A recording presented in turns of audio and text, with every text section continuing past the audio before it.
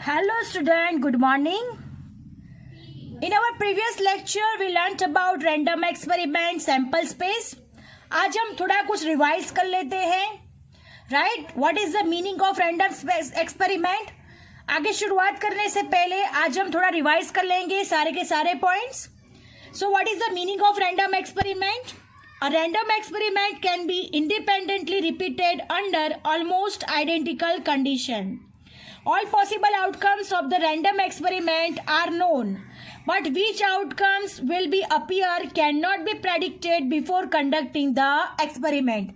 यानी एक्सपेरिमेंट करने से पहले हमें आउटकम्स पता होते हैं, बट कौन सा आउटकम्स, कौन सा रिजल्ट आएगा, कौन सा आउटकम्स आएगा एक्सपेरिमेंट करने से पहले हम लोग प्रेडिक्ट कर सकते नहीं है.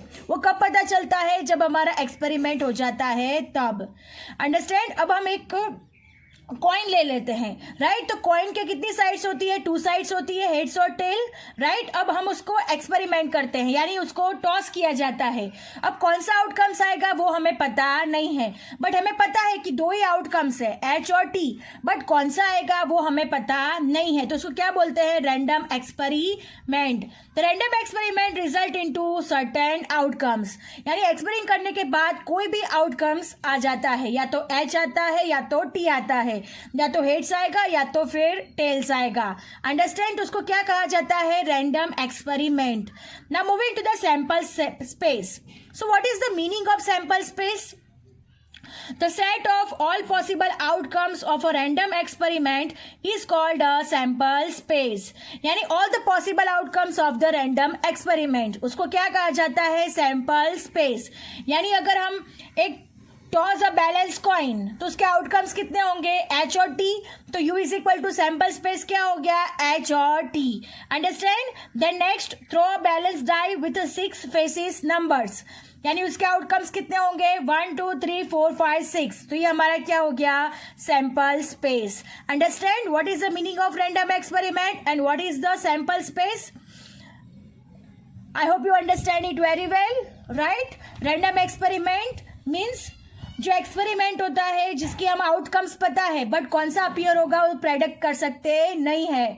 Sample space means the set of all possible outcomes of a random experiment is called a sample space. यानी रैंडम एक्सपेरिमेंट के जितने आउटकम्स है उसको क्या कहेंगे हम लोग, sample space. Now moving to the next, events. What is the meaning of events.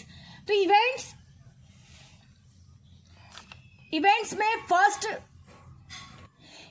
में फर्स्ट है event.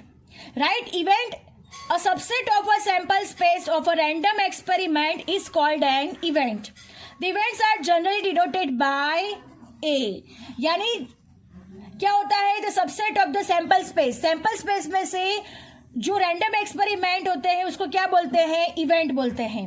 A subset of a sample space of a random experiment is called an event. Understand. Now moving to the next, impossible event. So what is the meaning of impossible event? The special subset or empty set of a sample space of a random experiment is called an impossible event. Impossible event is an event which never occurs. यानी ये कभी अकर होती ही नहीं है. Impossible events कभी होती ही नहीं है. फॉर एग्जाम्पल एक ले लेते हैं, the event of getting both heads and tail on a balance coin is an impossible event. Understand. Now moving to the next, certain event. What is the meaning of certain event. The special subset U of the sample space of a random experiment is called a certain event. The certain event is an event which always occur. Certain events क्या होती है, हमेशा होती है. It is denoted by U. इसको क्या बोलते हैं, U. It is called the certain event. For example एक ले लेते हैं, the day next to Saturday is Sunday. Right? And the number of on the upper side die when a balanced die is thrown is less than 7 are the certain event. यानी dice को हम जब throw करेंगे तब उसपे आने वाले numbers सारे के सारे 7 से कम ही होंगे. राइट, तो उसको क्या कहा जाता है, सर्टन इवेंट्स। हमें पता है कि डाइस पे कितने नंबर्स होते हैं, तो 1 2 3 4 5 6 बराबर, यानी 7 से कम नंबर होते हैं, तो वो डाइस पे अपर साइड आएंगे, तो उसको क्या कहा जाता है, certain event. Now moving to the next, complementary event, it is called A dash. It is the meaning of, suppose U is a finite sample space and A is one of its event. The set of all the outcomes or elements of U which are not in the event A is called a complementary event. It is denoted by A dash. Right? Next है intersection of events. Listen it carefully. Suppose A and B are the two events of finite sample space U. The event where event A and B occur simultaneously is called intersection of event. Now next, union of events. Union of events मतलब, suppose A and B are any two events of a finite sample space U. The event where the events A occur or the event B occur or both the events A and B occur is called the union events. Look at here, complementary event. U is equal to sample space, A is equal to its event, getting even number on die. So 2 4 6 are the even numbers. So what is in the definition? The set of all the outcomes of elements U which are not in A, it is called complementary event of A. So A dash is equal to 1 3 5. So A dash is equal to U minus A. Understand? Now moving to the next, intersection of event. Intersection of event, U is our sample space, A its events and B is also its events. So what we have to find, A intersect B, यानी दोनों में common होना चाहिए, 2 और 3, तो it is called A intersection B. Now next है union of events. U is a sample space, A and B events 2 4 6 1 3 5. So what we have to find, A union B. So all the elements of A union B 1 2 3 4 5 6, it is called union of the events, right? Event A occurs or event B occurs, both occurs together, it is called A union B. Understand? Now moving to the next, mutually exclusive events. A intersect B is equal to 5. It means null. It means empty set. So mutually exclusive event. Suppose A and B are any two events of a finite sample space U. Events A and B do not occur together, which means A intersect B is equal to 5. Understand? This is called mutually exclusive events. यानी A और B दोनों कभी साथ में हो सकते नहीं है। अब हम एक कॉइन को टॉस करेंगे, राइट? उसके आउटकम्स हमें H और T मालूम है। अब H और T दोनों साथ में आ सकते हैं तो कभी नहीं आ सकते, तो उसको क्या कहा जाएगा, mutually exclusive events. Now next, difference event. Suppose A and B are any two events of finite sample space U. The set of elements or outcomes where event A happens but B does not happens is called different event. And next, where B happens and A does not happen is called difference events. Understand? यहाँ पे क्या होता है, एक event हो रहा होता है, दूसरा इवेंट नहीं हो रहा होता, उसको क्या बोला जाता है, डिफरेंस इवेंट्स। हम ये सारी के सारी इवेंट्स हम लोग सीख चुके हैं। आज हम एक नई इवेंट सीखने वाले हैं, एग्जॉस्टिव इवेंट्स। नेक्स्ट है exhaustive events. Listen it carefully. If the group of favorable outcomes of events of random experiment is the sample space, then the events are called exhaustive events. Suppose A and B are any two events of a sample space U. The events A and B are called exhaustive events.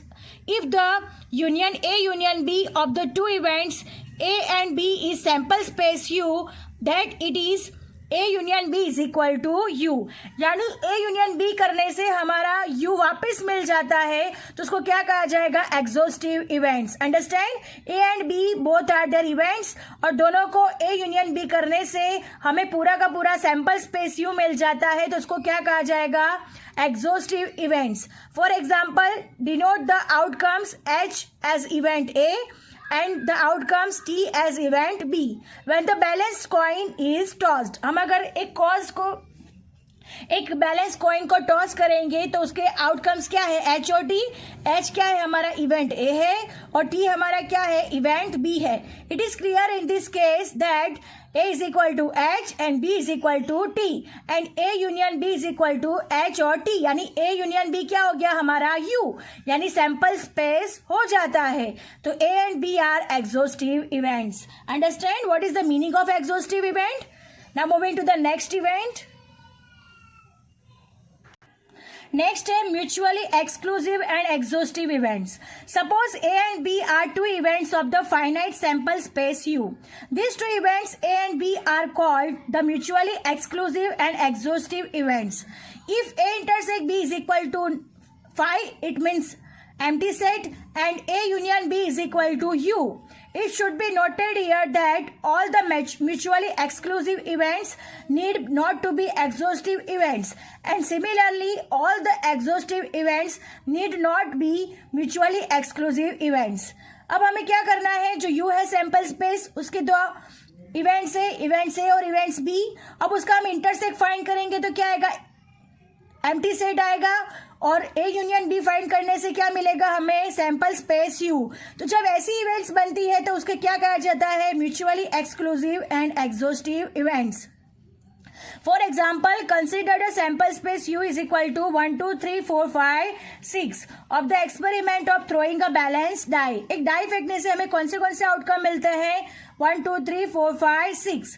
Let the event A is equal to getting odd number on the die. Die पे कौन से number आने चाहिए, odd number, यानी 1, 3 और 5. And event B हमारा क्या है, getting even number on the die, यानी 2, 4, 6. It is clear that A intersect B is equal to 5. It means A intersect B यहाँ पे नहीं होगा, क्यों नहीं होगा, because A और B में दोनों में सेमन है, कॉमन है दोनों में से कोई भी। 1, 3, 5 is different and 2, 4, 6 different. So A intersect B क्या हो रहा है हमारा, एम्प्टी सेट, यानी 5, and A union B is equal to U। अभी इसका यूनियन करेंगे तो 1, 2, 3, 4, 5, 6 पूरा U हमें मिल जाएगा। Thus the events A and B are mutually exclusive and exhaustive events. Understand? जब दो इवेंट्स में A इंटरसेक्ट B करने से एम्प्टी सेट मिलता हो और A यूनियन B करने से हमें सैंपल स्पेस U मिल रहा हो, तो उसको क्या कहा जाएगा, mutually exclusive and exhaustive event. Now next, elementary events. The events formed by all the subset of single elements of the sample space U of a random experiment are called elementary events. The elementary events are mutually exclusive and exhaustive. For example, consider the sample space U is equal to H or T. For the random experiment of tossing a balanced coin, the events A is equal to H and B is equal to T. Having a single elements are elementary events. जहाँ पे single elements होते हैं उसको क्या बोला जाता है, elementary events. Since A intersect B is equal to empty set, यानी 5 हो जाएगा, and A union B is equal to U. In this case, it can be said that the elementary events are mutually exclusive and exhaustive. Understand? So, all the events are over here. I hope you understand it very well.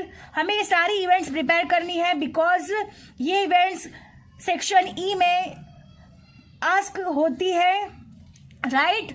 अगर हमें question practical नहीं पूछा गया, अगर हमारी theory पूछी गई तो थियरी में ये इवेंट्स ही पूछे जाते हैं। तो हमें सारी की सारी इवेंट्स प्रिपेयर करनी है by Venn diagram, with Venn diagram. हमें वेन डायग्राम भी उसके साथ ही प्रिपेयर करना है।